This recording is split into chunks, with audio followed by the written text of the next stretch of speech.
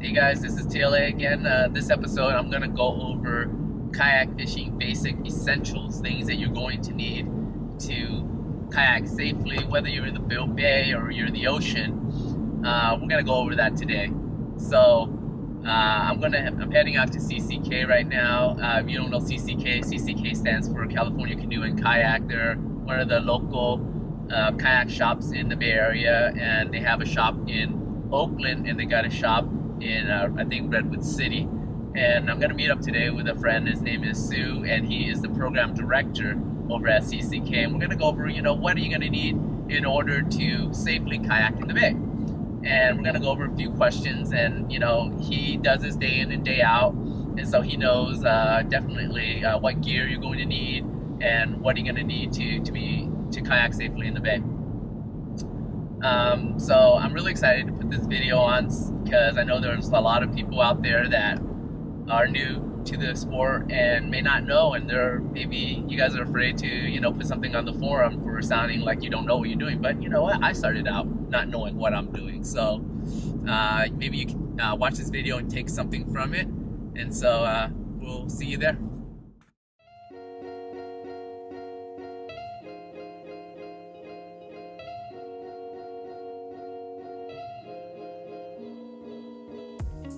Alright guys, TLA here. I'm over at CCK with Sue, and he's the program director over at CCK, and he's the guy to talk to if you guys want to know anything about kayak fishing within the bay. So I'm going to let him go ahead and introduce himself. Sue? Hi, I'm Sue. I've been kayaking for about 20 years. I've been teaching for about 15. I do a lot of open water kayak. So, I fish a lot as well as just paddle and have fun. So, a quick question, Sue. What got you into kayak fishing? Or not even kayak fishing, what got you into kayaking? I enjoy the outdoor. I bike, I run. So I really just enjoy the outdoor. And actually, I started working here. Yeah. I think junior year in college, and then I got stuck. I moved away from other jobs, and then I'm back. Yeah, I know you love this job, and now you're always out here showing people around. So I'm really excited, guys, to really be out here with Sue, and we're gonna go over a lot of things that you guys may or may not know. When I first started kayak fishing, a lot of things I didn't know, and having the expertise like Sue and the CCK team definitely helped me to learn a few things. So hopefully you guys watch this video and really enjoy it and take a few things out of it, okay? So we're gonna head inside the store and check this out.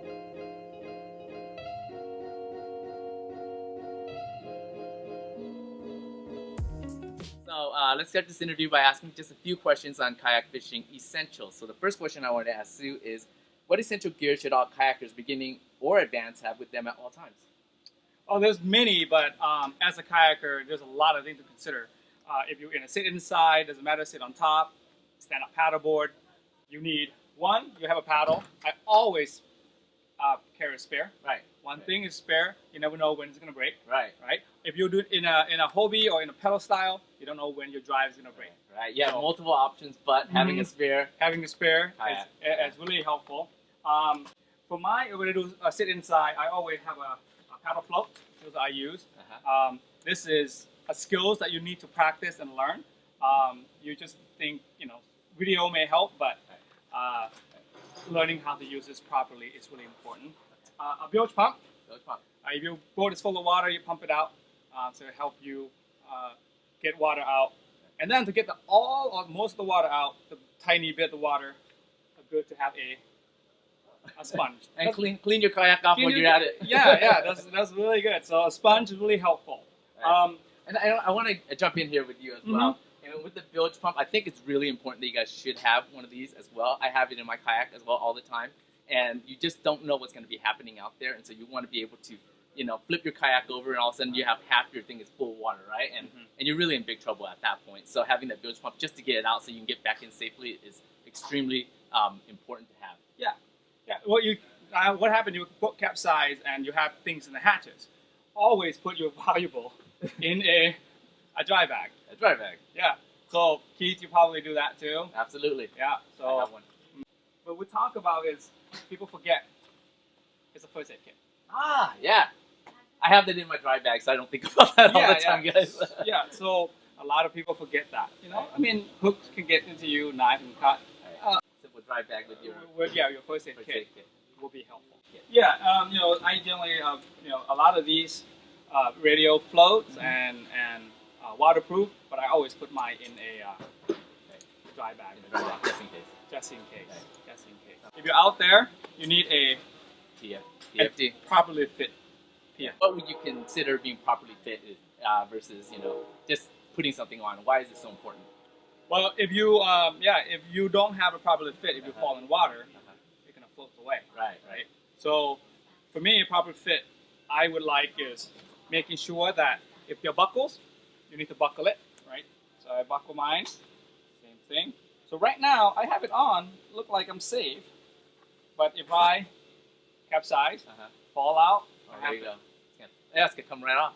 and try to pull it out, Yeah. You never know, right? you never know. So make sure the bottom is nice snug, your just all the strap nice and snug. So Yeah. I tell people, if you have to breathe really deep and you feel tight, that's a good fit. That's a good fit. Yeah. Good stuff to know, guys. Good stuff to know.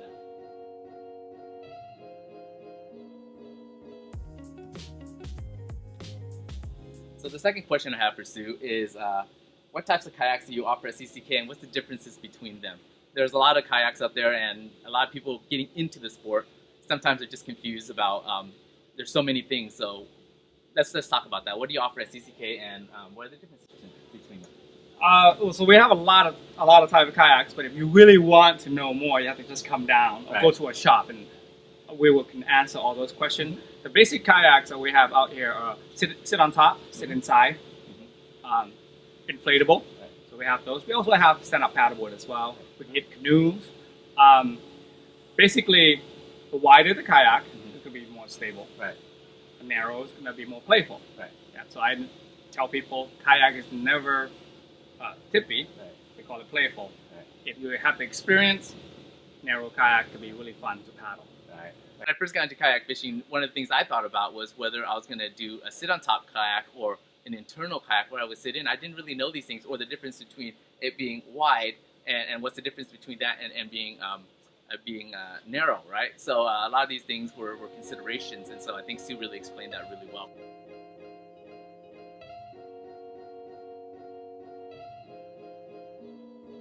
And so my next question for Sue is, what essential skills do you need in order to be safe in the ocean or the bay, right? These are really important things that you guys need to know about. So, Sue? I would think essential skill, a few things that people need to learn is rescue skills. If you have a kayak, if you never practice a rescue, you may not know it. Right. I always said, something if you have it and not need it is really important. But if you need it and don't have it, you're out of luck. Right. So rescue skills is really important. That's one of my go-to. When people come into the shop, they say, "I want this kayak. I want this kayak." If it happens that you have your rescues, they said no. Well, you're gonna have to get a different kayak than what you're looking for. But you can take classes from us, where we will teach those skills. Need to be. And the next thing is people paddle skills. Well, earlier we talked about if you're dry brake, and you don't have a proper technique to paddle, you're gonna slog through the water. And it happened to me before, where I was, in my Hobie Mirage ride, I was 4 or 5 miles out picking my crab trap, and now I have 20 pounds of gear behind me or more, and I had to paddle 5 miles back. You gotta have those skills. You gotta have those skills. You gotta have those skills. Yeah, so those are the things, just learning skills, basic, and the knowledge of, knowing tides, knowing currents, and those will be also helpful as well. Other skills are having the knowledge to look at the weather, right? And knowing if that's the right day for you to actually go out. You look at guys, I mean, I know we're all out there and we want to get our fish and we want to do so many cool things, but you know what? Sometimes it's just better just to call it off and fish another day or go get out another day.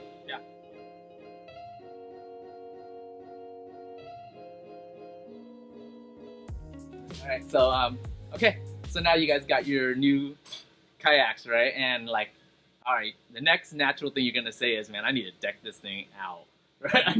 I need to go all out. I'm gonna bring the sink. Hey, I did that for like everybody, and it's a natural instinct. So let's talk about some of the accessories you're gonna throw onto your kayak. All right. So there's a lot of accessory out there. We're not gonna go to every single one. We don't carry every single accessory from Hobie. You know, the simple, most people will definitely get a rod holder. Rod holder. A rod holder is really important. But Hobie kayaks, which I have, and I'm not advertising one way or the other, but they all come out with rod holders anyways. But having fished, by myself and with many of my friends for a long time, you need a rod holder. Another thing to think about if you don't want to make yourself one is if you're fishing at night, especially, it's visibility. Like something, a light that people can see you out there.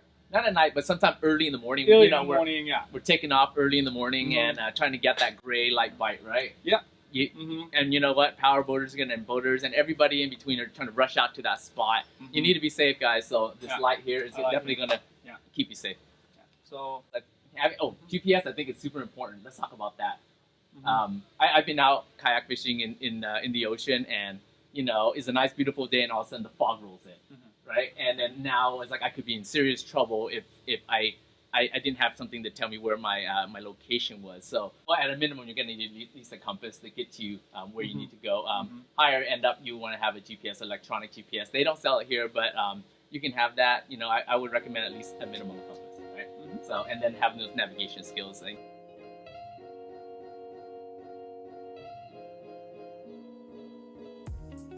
right, guys. So. Having the right gear and being dressed correctly in the water is important, right? So let's talk about some of the differences between maybe a dry suit and a wet suit and the different accessories you can have on the water. So the simple thing is a dry suit is supposed to keep you dry. It's more like a shell that you want to layer underneath. For example, this is a dry suit right here. Have zipper, but you need to properly use it and layer underneath. I would layer with synthetic material where you keep you warm, wick sweat away, and not retain water. We always tell people no cotton when we go out. For me, for some people to do wetsuit. With a wetsuit, I would definitely wear a synthetic over, or people know as rash guard, under it, and then wear a top, which is basically a heavy-duty windbreaker, a polo windbreaker that you use. You never know what the weather is like. Prepare ahead. Maybe it's a nice, beautiful day out there. All of a sudden, weather's change depending on where you're at. Especially in the Bay Area, the fog can roll in pretty quickly. A squall can come up and you get tipped over and you're soaking wet. Well, you have something ready to put on. And so usually when you're dressing for the worst case scenario, right? You're not dressing for how, you're getting out there and it's 80-degree weather and you're wearing shorts, and that's nice, but you're dressing for, hey, what happens if you fall in, right? And you need to be able to be safe for, the next 45, maybe an hour until someone can actually come and reach you. You don't know what's going to happen. So that's what you're really dressing for, right? Yeah, one thing to remember is that, have it accessible. Don't put it away where you can't get to it. If you're going to have it accessible. Absolutely. PFD is important. Keep it on. All right. PFD stands for Personal Flotation Device, right? And it's also called, regularly it's called a life vest. Life vest can't keep you safe and save your life if it's not on you. But I've seen it out there in the water. But so yeah, just layer up, making sure if the bay is pretty cold. The bay water is pretty cold. Bay water is pretty cold. So there you go, guys. Wetsuit, dry suit, underlayering, all those things. Oh, you know what?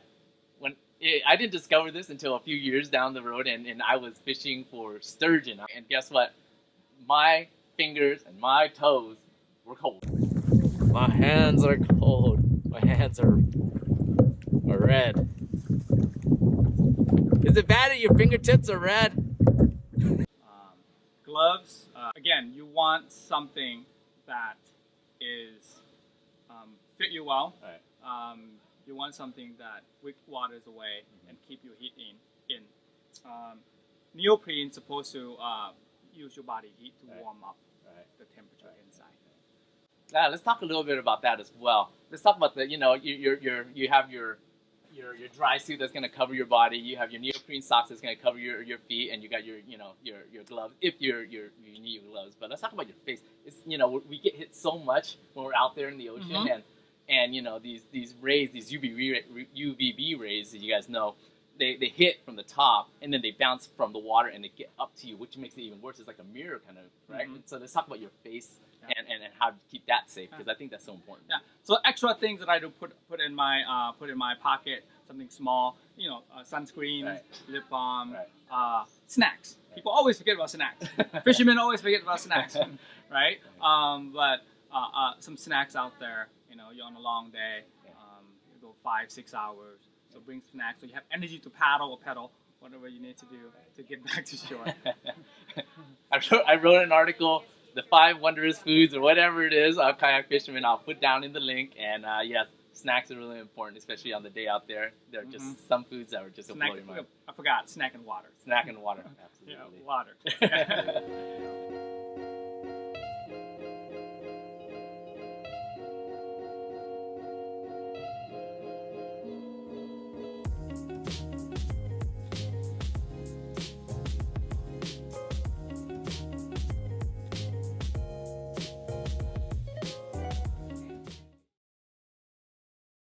All right, Sue. Thanks so much for tuning into Inside the CCK and everything that you guys offer. Yeah. Well, thank you for coming. Thank you for showing us, and hopefully we'll see some of you on the water or in the shop. Yep, in the shop. So don't be shy, guys. Come down here. Thank you so much. Thank you. Take care.